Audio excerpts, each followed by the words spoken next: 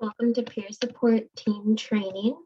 This is Marie Ridgway with Ridgway and Associates, and this is a 30-hour post and DPS approved course. There's going to be 12 hours of online content and then 2 days or 16 hours of in-person training, followed by a final 2 hours of online training. The first section today that we're going to dive into is part 1A. It's a total of 2 hours. Every 50 minutes during this training, there will be a 10-minute break, and the training will pause, and you will be able to get up, move around, stretch, do what you need to do. You can, of course, also pause these recorded trainings at any time, step away, and come back to it at the place where you left off. So my hope is that you can do these trainings at your convenience. Here's an overview of the peer support team training. This first part, 1A, is going to include an overview here of the 30 hours, just really broad, kind of 10,000 foot overview. I'm also going to talk about peer support team development and maintenance, including an overview of the International Association of the Chiefs of Police guidelines for peer support. And then we'll hear from Commander Harris about peer support team development at his agency. This first section is really meant for both the peer support members who are taking this course, and if you would please share this first part 1A with your agency administrators, that would be great. This section includes information about guidelines, comprehensive wellness program components, and also conversations with peer and wellness program administrators at 2 agencies who share their agency's experience and lessons. So part 1A and part 1B are meant for both you and for your agency administrators. So if you would please forward just these links to them. There's 4 hours of content. That's a helpful foundational piece for them to have. One of the key components of a well operating peer support team is that agency administrators can really understand how it works from the inside out, assist in the ways that assistance will be needed, but then also really truly hand off the team and allow the team to operate ideally under the supervision of a clinical consultant. Additionally, you're welcome to invite any law enforcement or first responder specific therapists who will be a clinical consultant for your team.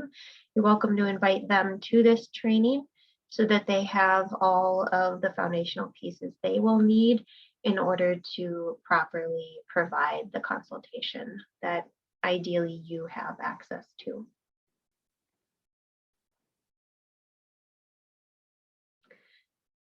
The IACP peer support guidelines include commonly accepted practices, and we'll start here with just overall the goal of peer support.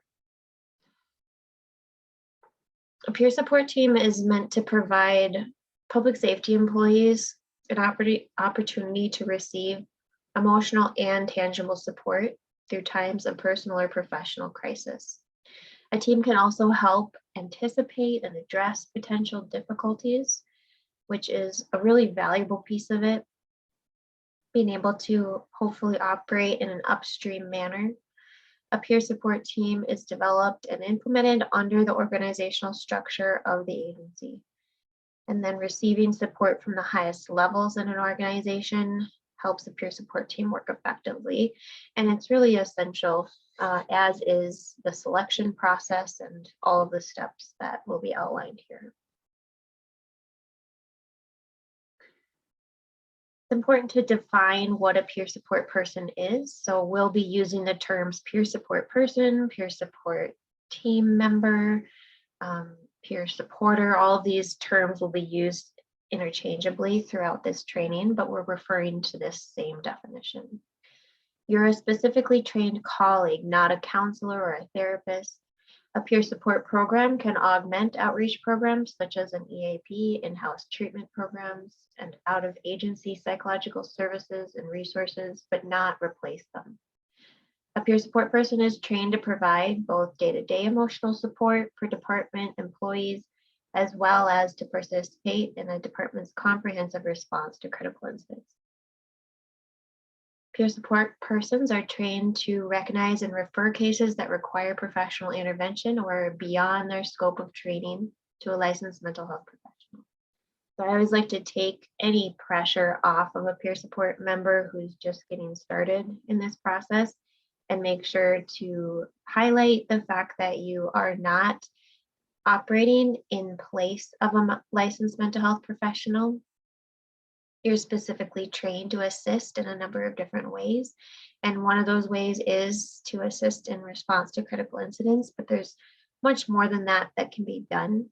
One of the important things that you'll learn about, and especially in person during the 2-day training that we do, you'll learn about how to know when to refer a peer to professional care. And that can be one of the really important pieces that a peer team does, is help recognize and bridge a peer, recognize when a peer needs it and help bridge them to professional care.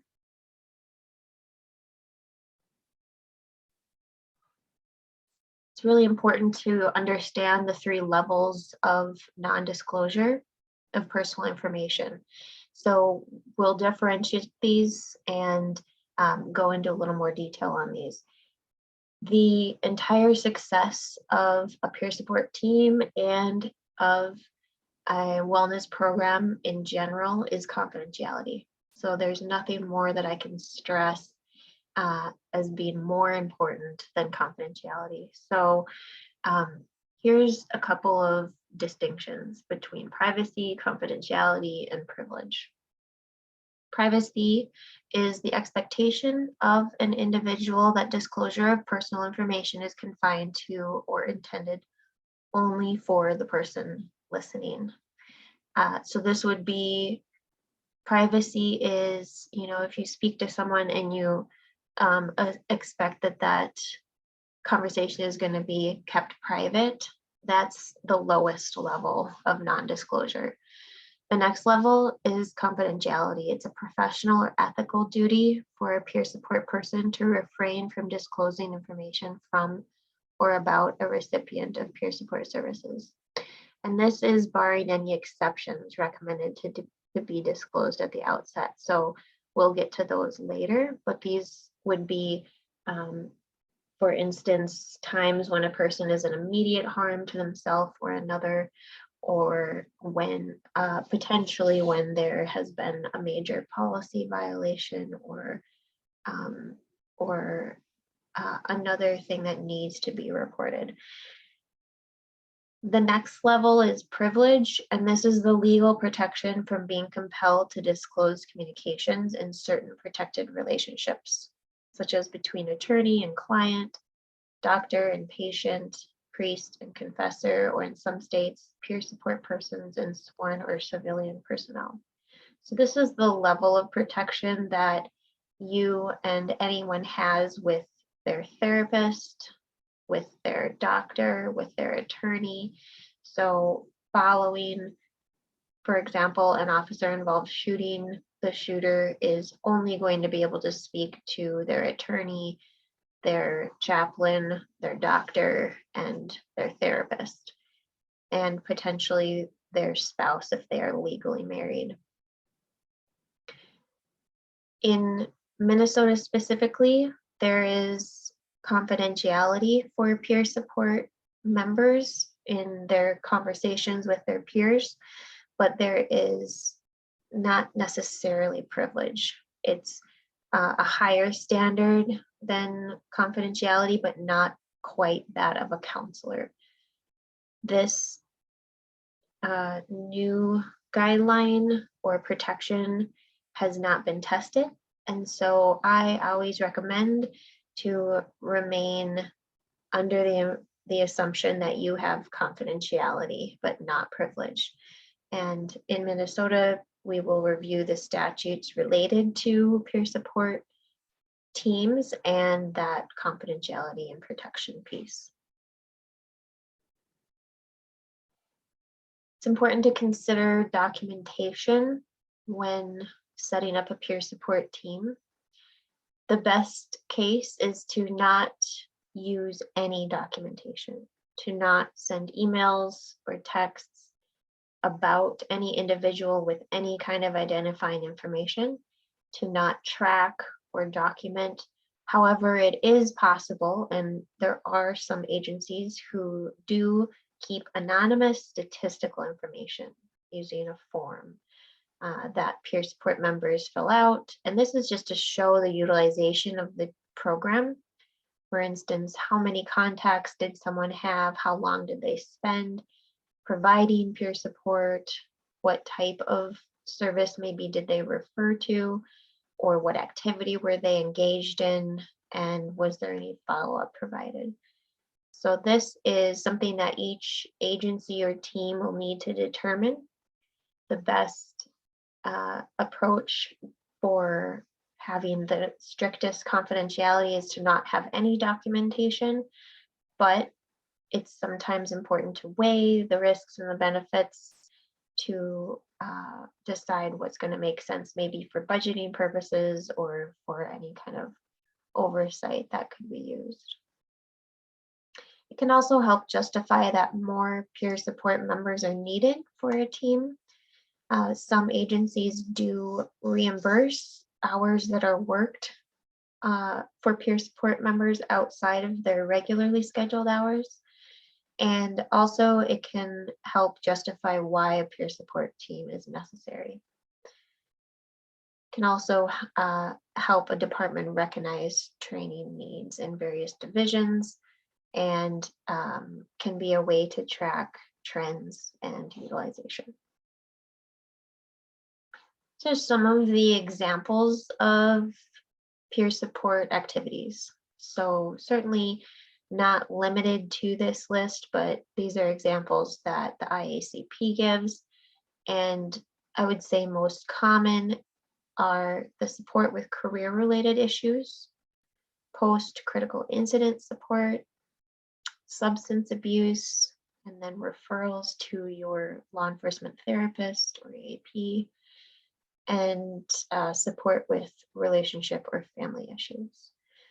Also, unseen support for personnel immediately following critical incidents, specifically regarding one-on-one conversations, outreach to those who experienced a potentially traumatic event at work, and facilitation of group interventions following a critical incident, which are called diffusings. We'll explain more about these and train on how to do them. We will practice them in person during our 2-day in-person course, but these are done before the end of the shift that the incident happened on and before the first sleep cycle.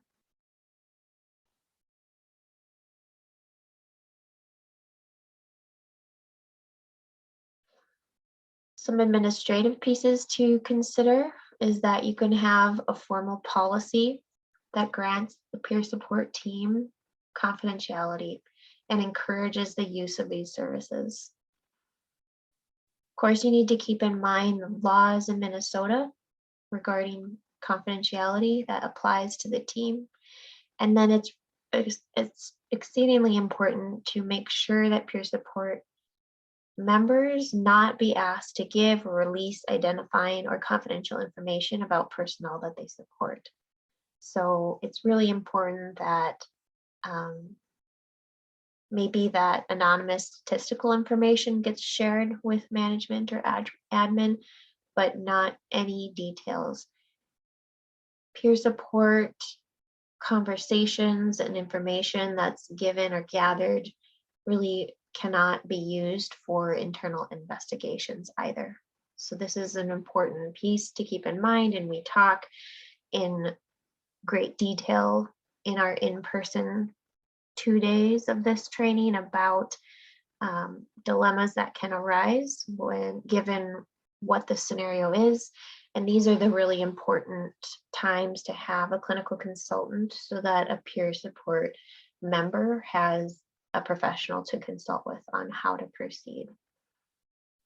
It's very often that sergeants or supervisors are part of a peer support team, and it's important to know as well when these roles can potentially conflict and how to make sure that those who speak with you understand the limits of your confidentiality if you are a supervisor. They have a different level of need to report based on policy violations and other items than a direct line worker would. The IACP recommends that a department use a steering committee in the formation of the peer support program in order to provide organizational guidance and structure.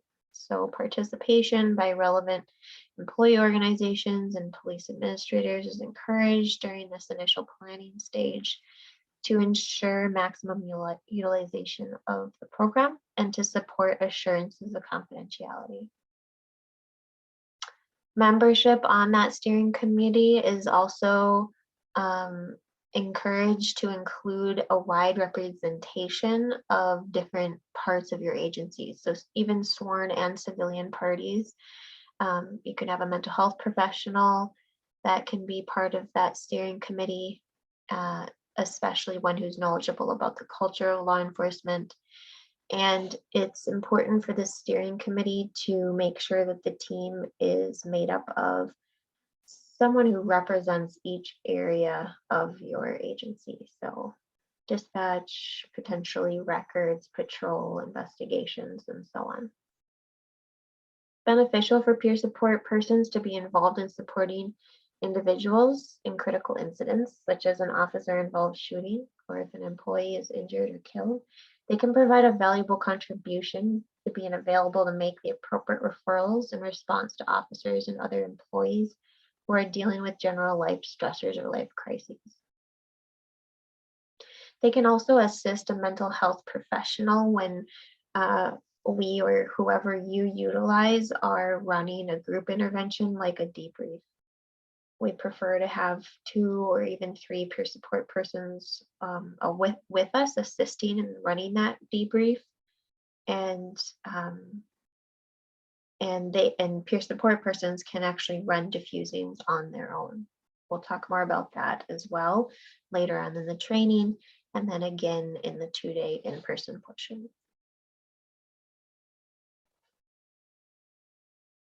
The IACP recommends clinician oversight, and this is so that the peer support team can meet the emerging standard of care and have someone to consult with continuously. So a licensed mental health professional should be qualified to work specifically with law enforcement and first responders and have that occupational competence. They also need to have the awareness of a peer support team and how they operate and the applicable statutes and standards of practice.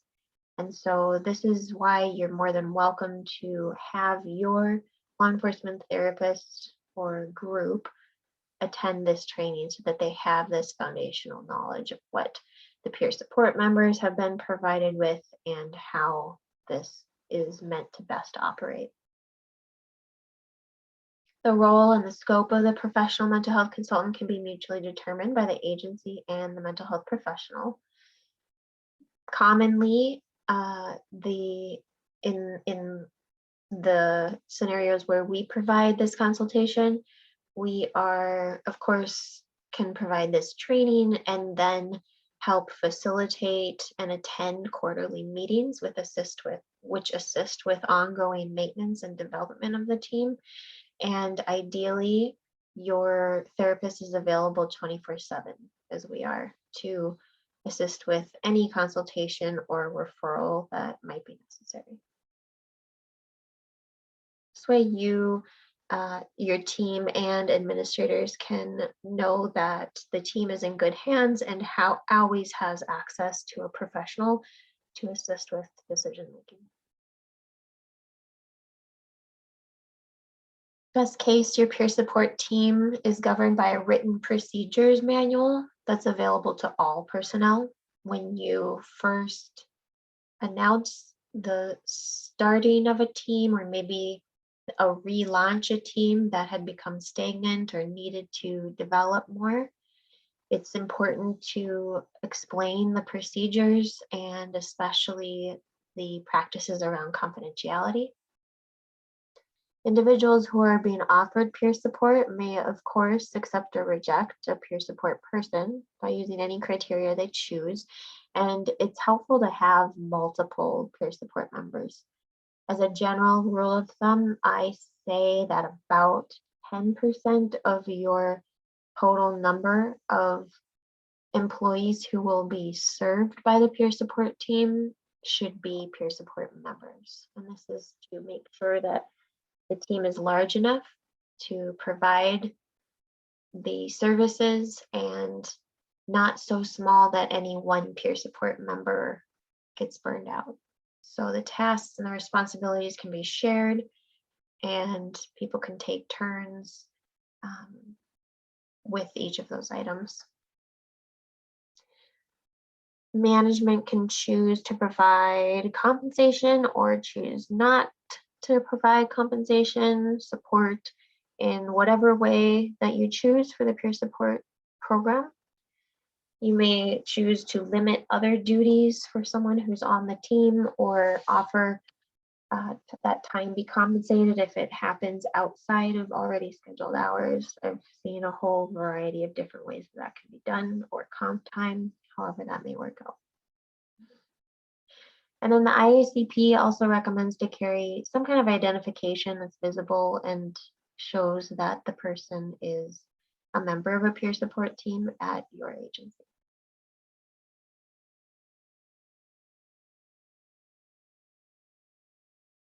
The IACP recommends that departments train as many employees as possible in peer support skills.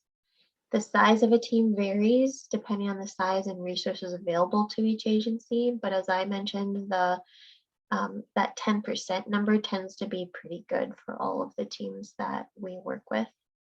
This also allows your team to have an idea of when to recruit, and if someone needs to step away, to kind of keep an idea on what the workload is like, or how many peer support members are needed given whatever happens to be going on in your community or within your agency that may increase the utilization of the program.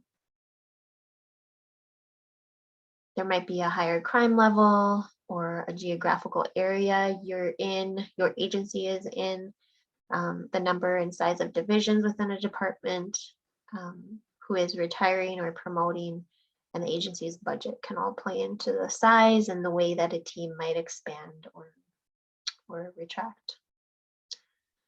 Peer support teams are encouraged to have enough trained and accessible members to provide services to all sworn and civilian personnel across all shifts and divisions. So day shift, mid, nights, all of those are important. And it's also important to be able to have folks available who weren't necessarily working on the same shift. If a peer support person was working on a day shift when, say, A side day shift, when an incident happened, those peer support persons, best case, aren't going to be providing support in that role to others on their shift. Best case, they aren't the ones leading and diffusing at the end of that shift. Hopefully there's enough peer members who can come in from maybe a different day shift, the other side, to assist in those activities. For smaller agencies, it's also possible to create a consortium of multiple smaller agencies so that you can share resources. And this can allow for a greater level of comfort with team members if they maybe aren't your direct colleagues.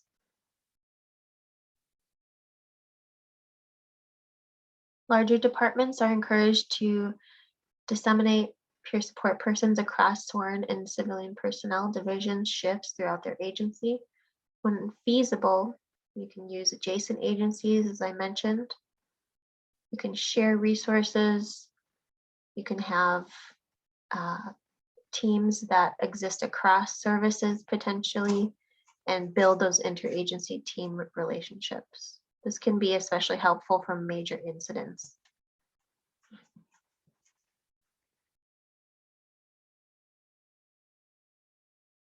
It's important to consider long-term planning in order to balance the impact of transfers, promotions, retirements on the team's size and availability. So to have a couple of leaders, if you don't have an overall steering committee, at least to have a couple of leaders on the team, at least two, so that somebody is always thinking ahead to these logistics to make sure that the team not only is developing, but is going to be maintained into the future. Someone who can coordinate these tasks and outlook and kind of map the team is important. There can also be someone, it doesn't need to be the same person, but someone who coordinates when a peer team is going to be activated for an incident, making referrals to mental health professionals, having a list of resources that are used, data collection can be managed, and then helping to coordinate trainings and meetings, specifically quarterly meetings that can include training if you have a clinical consultant working with you. The peer support program is not an alternative to discipline. It's recommended that a peer support team not intervene in the disciplinary process. A peer support person may provide support for the employee who is being investigated, but ideally will refrain from discussing the incident itself. So I always say that it's important to remember you can always talk about feelings, but it can be very helpful to refrain from talking about facts of an incident so that you're attending to the person's emotional needs, but staying out of the incident itself. This is to protect both the peer support person and the peer who's being assisted. It's important to know that any information shared with the peer support person regarding the incident in question may not be confidential based on an agency's policies and jurisdictional requirements. For example, if a peer support person is speaking with an officer about their incident and that officer chooses to testify in a case, that then allows, in Minnesota at least, or even requires the peer support person to then disclose information that had been shared with them. We'll talk more about that in our 2-day training and when we go through the applicable statutes related to peer support. Peer support persons are volunteers who are in good standing with their department and who have received recommendations from their superiors and or peers. There can be an interview process, and this could include your clinical consultant, who's your licensed mental health professional, and other peer support members. Considerations for the selection of candidates include their education and training, having experienced traumatic events that they've resolved, qualities such as maturity, judgment, personal and professional ethics, and credibility. It's beneficial that a procedure be in place that establishes criteria for deselection from the program. So this could be if there was a breach of confidentiality, failure to get the training that's necessary, or loss of one's good standing with the department for whatever reason. It's also important that peer support members know they can take a leave of absence, and to use this option when their personal issues or obligations require it. One of the risks is that a peer support member could burn out, and so it's important to know when it's important to have the self-awareness to know when we need to step back. Peer support members are often kind of informal leaders already, but probably pretty understated. They're probably leaders who peers are already accessing for informal support. They're probably already good listeners, non-judgmental, trusted, strong advocates for engaging in the kind of self-care that a sustainable career requires. They probably have higher than average emotional intelligence. They know how to earn and keep the trust of skeptical colleagues, and they can really give credibility to a peer support team as it develops.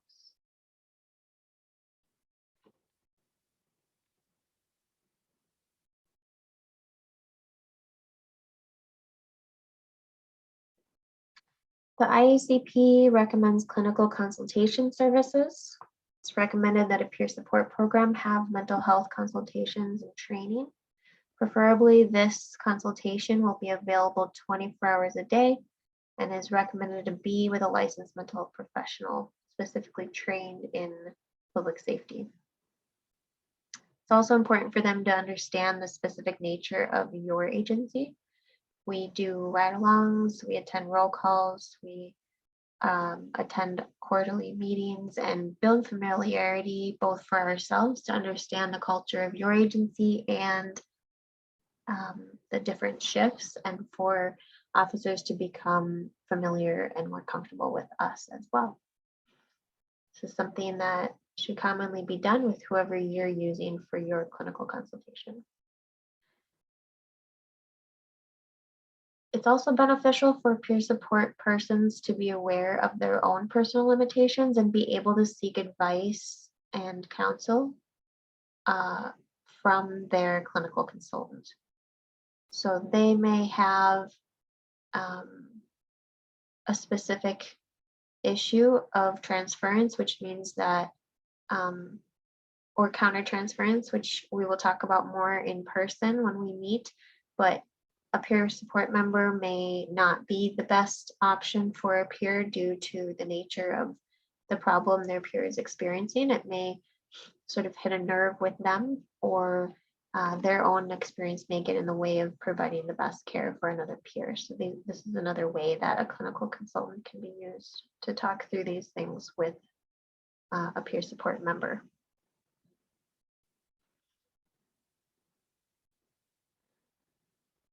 After a large-scale event, peer support persons can attend a debriefing and assist even in running it. And then also can have a debrief with a clinical consultant for the team.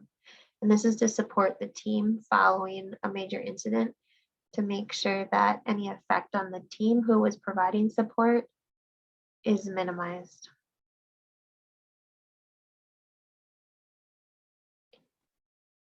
Confidentiality, as I mentioned to begin with, is really the most important piece that helps a team be successful. It's important for departments to have a policy that really clearly states this, and that policy can help members avoid role conflicts and multiple relationships. We'll talk more about ethics and boundaries and dual roles in our in-person training. We'll review scenarios and examples and can certainly talk through questions.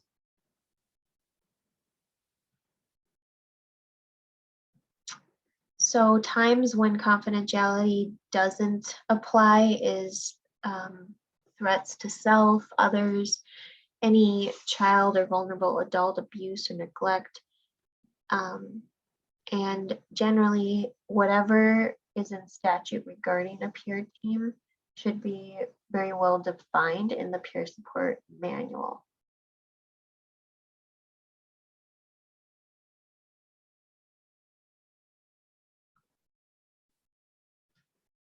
Peer support persons are advised not to provide information to supervisors or fellow peer support members that they obtain through their peer support contacts. So this is another reason for the clinical consultant to be used, is peers really should not be sharing confidential information even with each other. They can, however, share with a licensed mental health professional, and that would not be considered a breach of confidentiality. Once in a while, there could be more than one peer support person assisting peer with an issue, and discussion of coordinating care and whatnot would not be a breach of confidentiality. But generally, it's important that peers don't share confidential information even with each other. It's important not for peer support members not to keep any kind of formal or private records of contacts, just that anonymous statistical info if your agency decides to do that. There should be a confidentiality agreement that gets signed. We will provide you with an example confidentiality agreement.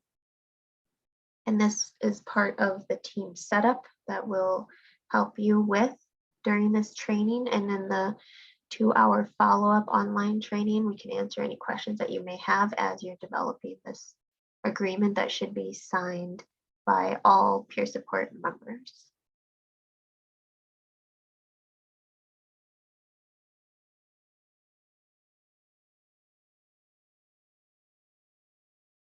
The IACP gives some guidelines about role conflict. They advise peer support members to refrain from entering relationships if the relationship could reasonably be expected to impair objectivity, competence, or effectiveness in performing their role, or otherwise risks exploitation or harm to the person with whom the relationship exists. So this could include any kind of entanglements that involve religious, sexual, or financial aspects with those who they are providing peer support to. So we will talk more about these boundaries, ethics, and dual relationships in our in-person training, as I mentioned. But the way that I present it is that once you are a peer support member, you're always a peer support member. There is not a time when that isn't a role that you're representing. And so it's important to really shore up all of the communications that you have, the words that you use, and to eliminate any and all gossip. And also to really be very aware of your boundaries and relationships and avoid any of these role conflicts.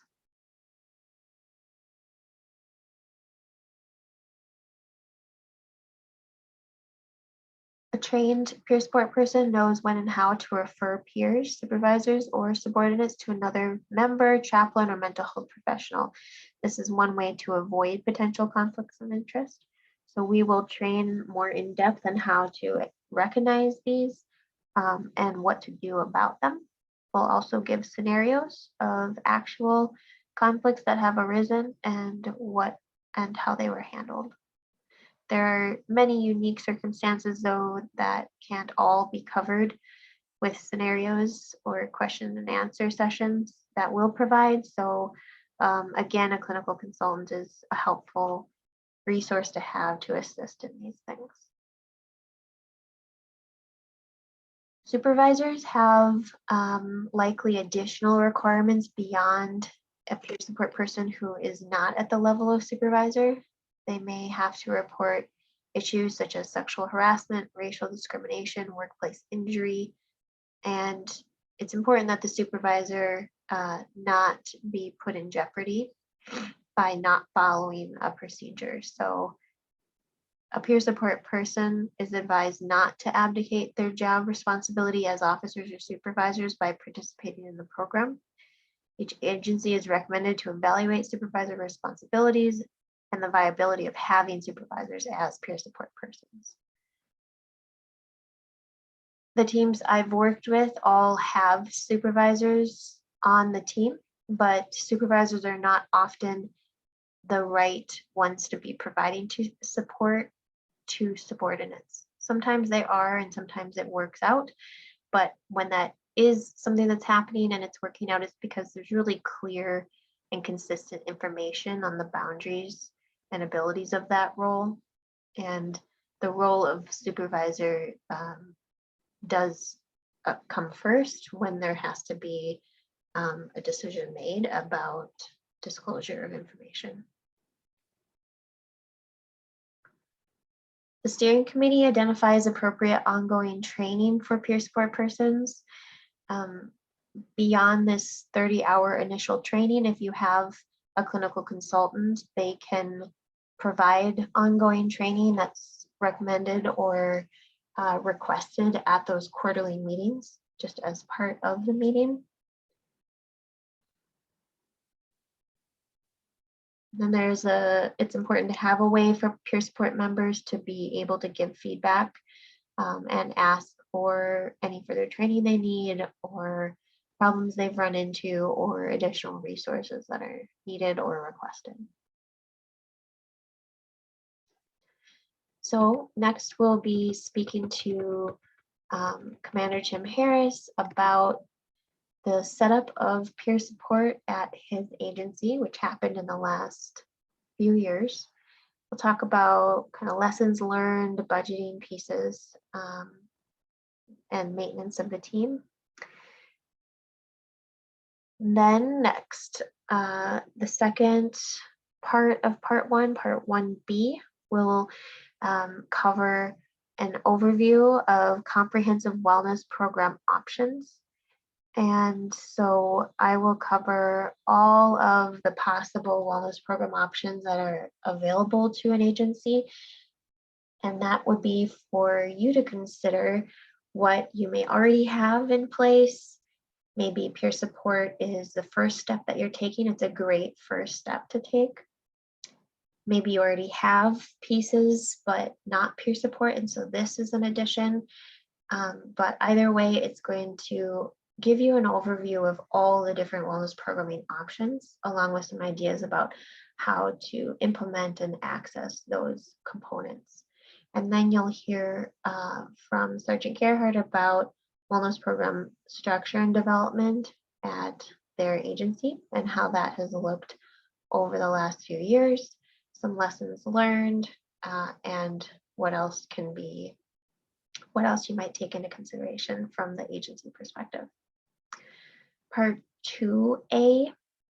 Part 2 has multiple different subparts to it.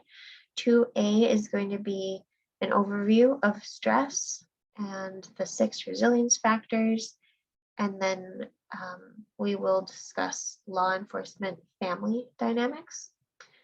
2B is going to cover exercise and movement, and it's a presentation from a fitness coach, and he speaks specifically about some of the areas of tension and injury that tend to develop for first responders, and he will provide some background information about why that happens, some techniques for reducing the tension and helping to heal injury, and then some corrective exercises. Part 2C will be an overview of grief and loss.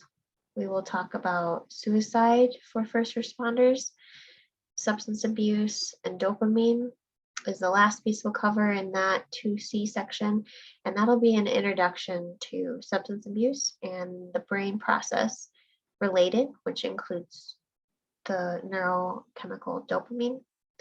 And then part 2D is going to be a conversation that I have with a deputy who talks about his experience with alcoholism, how he came to understand that that's what was happening for him, what he chose to do about it, and how that's been going for him.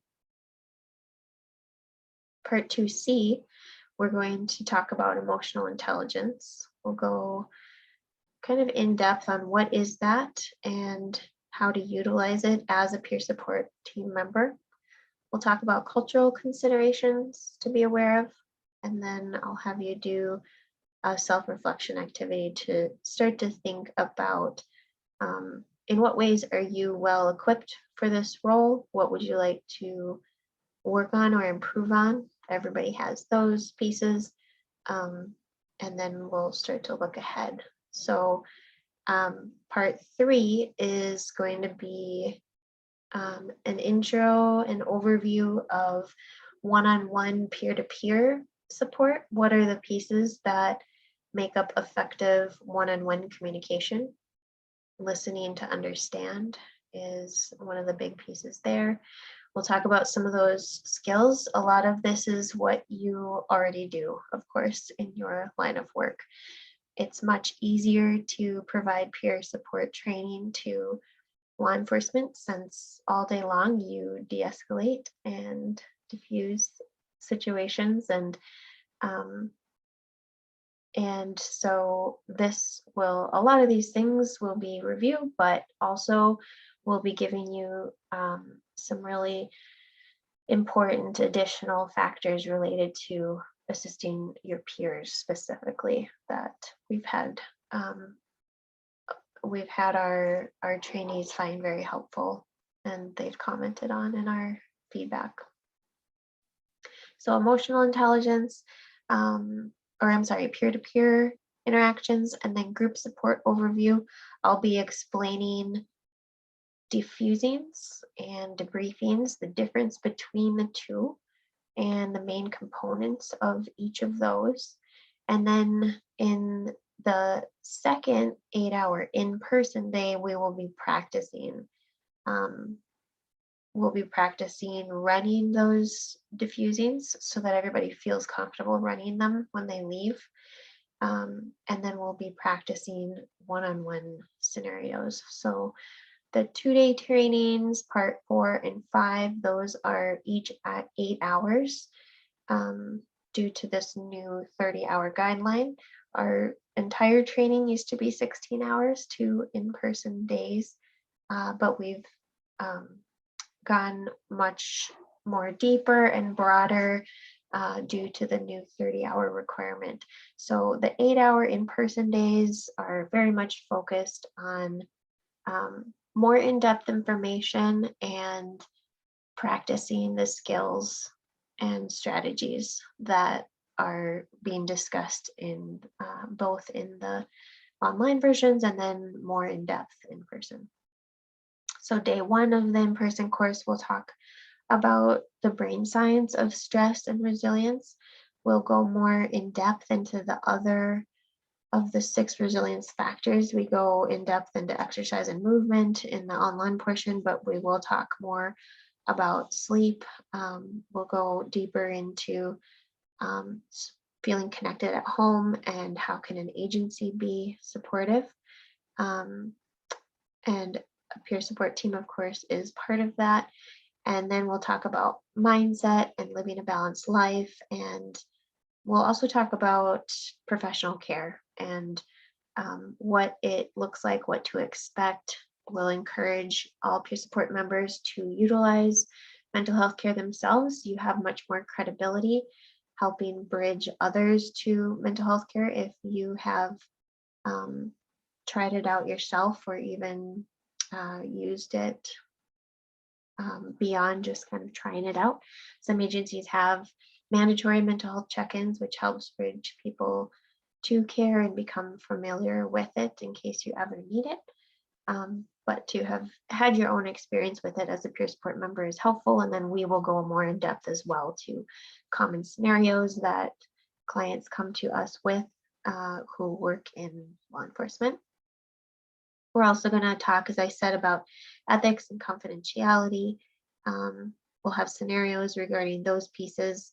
We're going to do self-assessments so that you can determine kind of where you stand on all of the resilience factors and any level of kind of accumulated stress or trauma. And then on the last final 2 hours, part 6 is online, and that will be scheduled and will occur virtually. It'll also be recorded for those who can't attend it live, but I think of this as sort of your first quarterly meeting potentially. So You can bring to it any questions you have as you've been working on developing policies, procedures, confidentiality statements, initial maybe a survey to the department to gather information on who is already being utilized as informal supports. Maybe questions that admin has. Anything um, is that last 2 hour session is open to be anything that you need it to be. So we're gonna integrate all of the concepts. We'll talk about next steps. We'll answer any questions and we'll give you kind of a roadmap going forward for how to continue to develop your team wherever you're at, and then how to properly maintain it. Well, thank you for listening to this section. The next section you will hear is a conversation that I have with Commander Harris. We'll talk about peer support team development, their use of clinical support, maintenance, budget issues, as I mentioned. And I will also, you will also hear about Minnesota state statutes specific to peer support teams and peer support members. So that will be up next. Thank you.